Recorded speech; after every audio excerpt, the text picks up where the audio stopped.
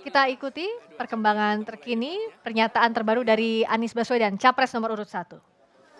Alhamdulillah cukup istirahat. Anies mulai Jadi naik lagi lebih dekat. insya Allah debatnya lancar, bisa menyampaikan gagasan dengan tuntas dan mudah-mudahan membantu bagi masyarakat Indonesia untuk nantinya menentukan pilihan. Ini bilang katanya pendidikan kebudayaan ini sangat Pak Anies. Ini juga yang Bapak rasakan ini seperti akan menguasai seluruh. Sebenarnya semua tema adalah tema yang kita harus berurusan ya. Dan kebetulan di masa lalu saya pernah bertugas. Tetapi juga sekarang selama 1 tahun lebih kita harus berinteraksi dengan tema apapun. Dari mulai tema kemaritiman, sampai tema pertahanan, sampai tema luar negeri. Jadi ini adalah tema yang sangat penting untuk rakyat Indonesia. Karena tujuan kesejahteraan ya paling utama untuk kita raih.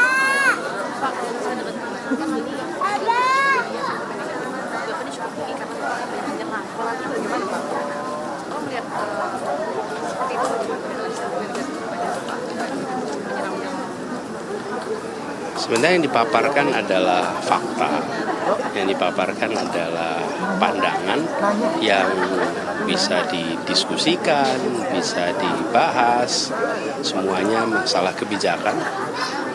Dan pada saat perdebatan, disitulah kesempatan untuk menyampaikan pandangan. Nah, kalau sesudah perdebatan namanya pembentukan opini.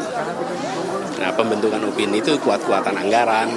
Kalau anggarannya gede, budgetnya banyak, ya bisa tuh membuat opini di sosmed. Tapi yang sesungguhnya terjadi ya yang 2 jam debat itu, kalau sesudahnya itu mesin operasi uang. Dan itulah yang kemudian dicoba diciptakan persepsinya.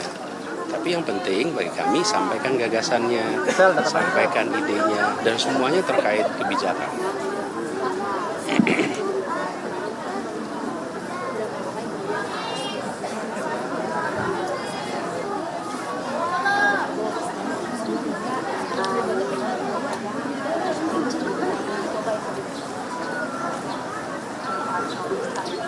Pertama, saya apresiasi bahwa para guru besar Sivitas Akademika menyampaikan pandangan, dan itu adalah tanggung jawab moral dari kampus. Dalam sejarah perjalanan Indonesia, masyarakat kampus, masyarakat intelektual selalu menjadi garda terdepan perubahan. Yang mendirikan republik ini itu kaum intelektual. Orang-orang yang bersekolah di masanya. Di saat 95% penduduk buta huruf, kaum terdidik inilah yang menjadi anggota BPUPKI. Jadi kalau dibilang kaum terdidik, masyarakat kampus tidak boleh menyuarakan pandangan tentang kondisi politik, menurut saya tidak tepat. Mereka boleh menyampaikan.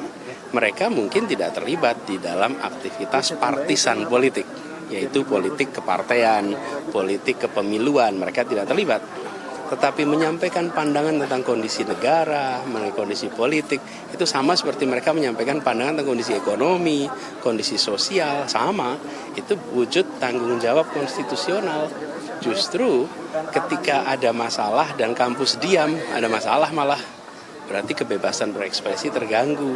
Tapi ketika mereka mengungkapkan pandangannya, menurut saya itu adalah tanggung jawab, sikap bertanggung jawab dari kampus. Cukup? Yuk, kita langsung yuk. Thank you, Pak. Terima kasih Anies.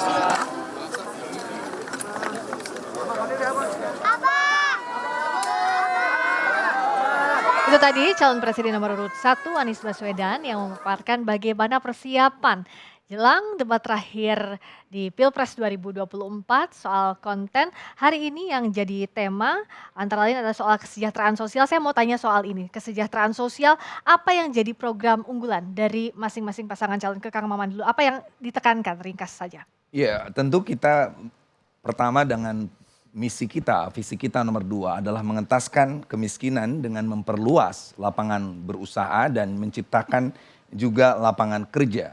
Itu menjadi kata poin penting. Termasuk juga kita meyakini bahwa kesejahteraan sosial itu tidak bisa hanya sekedar ditopang dengan bantuan-bantuan sosial saja. Kami agak keras soal ini. Kita katakan bahwa kemiskinan dan orang miskin tidak boleh dijadikan komoditas, termasuk komoditas politik. Kita harus bisa mengentaskan kemiskinan, termasuk di dalamnya adalah memberikan insentif yang jelas kepada para penyuluh, misalnya penyuluh PKH. Bertahun-tahun mereka hanya dapat 3 jutaan, lalu mereka harus datang ke KPM, kelompok penerima manfaat. Lalu saya bilang, Anda ingin mengentaskan kemiskinan, sementara Anda sendiri masuk di golongan orang-orang miskin itu. Maka negara harus memberikan intensif paling tidak kepada para penyuluh itu adalah paling tidak 5 juta per bulan, lalu jelas sekali mereka harus punya asuransi kesehatan dan kesempatan untuk pendidikan. Nah, di beberapa hal kesejahteraan sosial ini menjadi isu penting bagi kami, sehingga program-program penguatan ekonomi, pendampingan dan lain sebagainya, termasuk nanti berkaitan dengan pendidikan juga, kita ingin ke pendidikan yang setara. Tidak ada istilah negeri dan swasta di mana negara cuma hadir di negeri. Kita ingin semuanya masuk, termasuk kalau kita tahu bahwa sangat menyedihkan guru-guru honorer. Kalau kita masuk di madrasah dan lain sebagainya, ada satu ustadz yang hanya digaji dengan 100.000 per bulan. Bagaimana mungkin kualitas sumber daya manusia Indonesia, di mana kesejahteraan para gurunya saja tidak diperhatikan. Itu dua isu penting kami sebenarnya. Baik, kalau dari Mbak Sarah apa yang di-highlight soal kesejahteraan sosial, keywordnya? Ya tentunya sebenarnya ini menjadi kesepakatan harus oleh semua paslon. Bahwa kesejahteraan sosial adalah isu yang sangat penting untuk semua masyarakat Indonesia. Karena bagaimanapun juga ini masih menjadi tantangan untuk kita semua. Masih banyak yang masuknya kategori miskin dan hampir miskin kalau di dalam BPS. Jadi ini harus menjadi kesepakatan. Yang pertama kita bicara tentunya lapangan pekerjaan. Yang kedua kita bicara tentang gizi, perbaikan gizi supaya anak bisa sekolah, bisa menyerap ilmu. Yang ketiga tentunya kita bicara kebutuhan pokok ya. Selalu kalau kita turun ke masyarakat semua yang caleg yang pasti akan dipertanyakan adalah harga sembako. Ya itu pasti bicara tentang kedaulatan pangan kita, ketahanan pangan kita. Bahkan kesejahteraan petani dan nelayan. Itu pun juga harus terjamin. Dan kita juga bicara tentang kesejahteraan untuk buruh. Jadi ini bicara ekonomi, bicara kesehatan, bicara pendidikan. Semua sektor ini semuanya ada di dalam visi misi program yang 88 halaman panjangnya kalau untuk Prabowo Gibran. Dan tentunya itu masuk dalam semua yang kita bicarakan, termasuk kita memberikan kredit modal usaha untuk UMKM, itu juga untuk startup, terutama untuk milenial, Gen Z. Kita bicara hilirisasi bukan hanya industri, itu bicara tentang lapangan pekerjaan, tapi kita juga bicara hilirisasi teknologi, yang itu juga bicara tentang pekerjaan masa depan. Kita juga bicara kembali lagi lumbung pangan nasional, di mana 2045 ada 324 juta masyarakat Indonesia yang setiap tahunnya realitanya saat ini kita kehilangan 100.000 hektar per tahun dari lahan pertanian. Itu yang harus menjadi bahan-bahan yang kita harus menyediakan solusi dan Prabowo Gibran ada solusinya. Oke, kalau dari paslon nomor urut 3, soal kesejahteraan sosial, Pak Sunarsih. Ya, ketika Pak Ganjar dan Prof. Mahfud mendesain visi dan misi, termasuk juga program-program yang kita desain, yang ada 21 program, itu sebenarnya merupakan hasil dari pemikiran, kemudian perasaan hati beliau, ya, karena beliau adalah presiden yang betul-betul dari rakyat dalam arti hidup dari bawah, kemudian sama-sama merintis karir dari bawah, kemudian sekarang menjadi calon presiden. Makanya 21 program yang diciptakan oleh Pak Ganjar dan Prof. Mahfud itu sebenarnya semuanya adalah mengarah kepada apa yang dibutuhkan dan dirasakan hari ini oleh rakyat banyak. Kira-kira seperti itu. Maka dari 21 program itu sebenarnya kita bisa klasifikasikan menjadi 3 sampai 5 klaster ya. Satu adalah bagaimana masyarakat kita itu sehat dulu. Makanya itu penting sekali. Sehat itu nomor 1, karena kalau masyarakat kita nggak sehat, itu nanti semua juga akan bisa dilakukan, kira-kira gitu ya.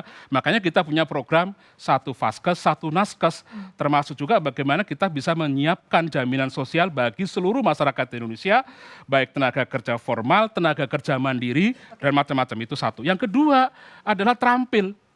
Makanya terampil itu adalah menjadi modal ya, modal bagi seluruh masyarakat, khususnya para pekerja angkatan kerja yang sudah harus bekerja, tapi mereka butuh pekerjaan, tapi mereka nggak bisa begitu. Makanya kita punya program ya satu keluarga miskin, satu sarjana. Karena kita penting sekali itu bagaimana dengan pendidikan mereka nanti bisa mengangkat harkat keluarganya dan orang-orang di sekitar keluarganya. Termasuk juga orang-orang yang mengandung disabilitas dan lain-lain sebagainya. Dan yang ketiga ini juga nggak kalah penting, berdaya. Nah, berdaya itu kita bicara tentang bagaimana memberdayakan masyarakat ya sekitarnya, termasuk juga petani, UMKM, ya termasuk juga keluarga miskin, keluarga usia lanjut dan segala macam. Kita siapin tuh program jaminannya dan termasuk juga program-program bagi pengembangan ekonomi. Kalau tadi KUR misalnya kita juga siapkan KUR gitu ya. Kemudian kita bansos kita tetap akan jalankan. Kita punya namanya program bansos pasti lanjut, pasti ditambah dan pasti tertepat sasaran melalui program KTP Sakti. Dan semua itu nanti kita topang dengan sistem digitalisasi, efisiensi birokrasi, kemudian juga pemerintahan yang bersih, dan itu concernnya Prof. Mahfud. Makanya disitulah pentingnya kombinasi antara Pak Ganjar dan Prof. Mahfud. Program ekonomi kita combine dengan aspek penegakan dan kepastian hukum. Nah, kira-kira seperti itu. Baik, itu tadi tepuk tangan untuk paslon nomor 1, 2, dan 3. Tadi yang sudah memaparkan visinya soal kesejahteraan sosial. Berikutnya akan ada pertanyaan dari kawan-kawan mahasiswa, tapi usai jeda di jelang debat terakhir Pilpres 2024.